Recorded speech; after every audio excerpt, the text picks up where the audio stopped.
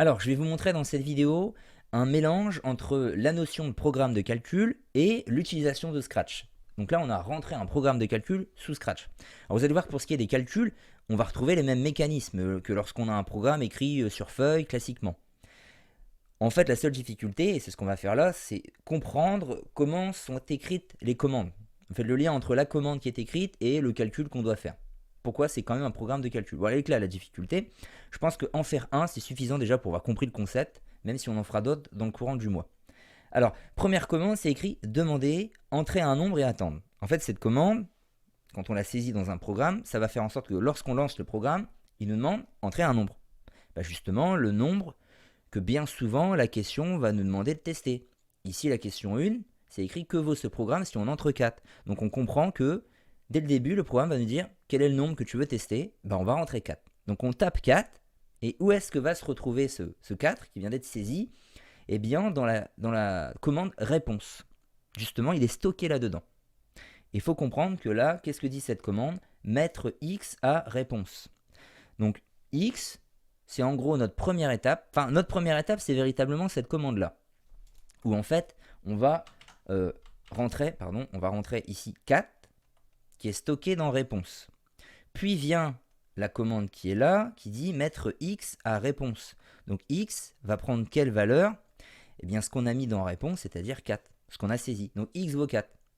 Deuxième point, donc là, en fait, pour déjà dire la différence sur Marc par rapport à un programme classique, c'est que chaque étape de calcul, ici, ça correspond à une lettre dans les commandes. On peut dire que chaque étape, c'est une lettre.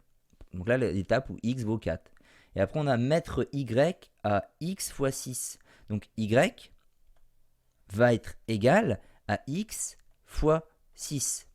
Ouais, mais X, on le connaît. X, justement, a pris la valeur 4 grâce à la commande précédente. Donc X fois 6, en fait, c'est 4 fois 6.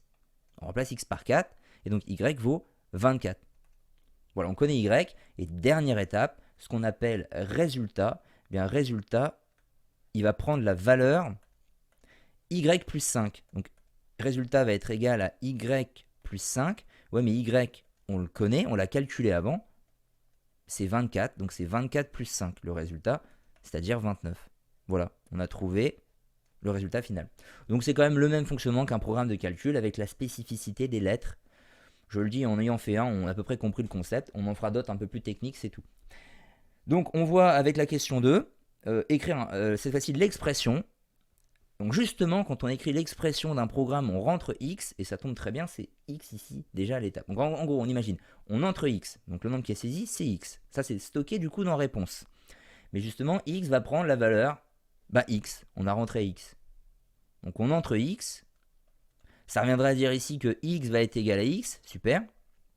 Et en étape d'après, Y, Y va prendre quelle valeur? X fois 6, ça reste X.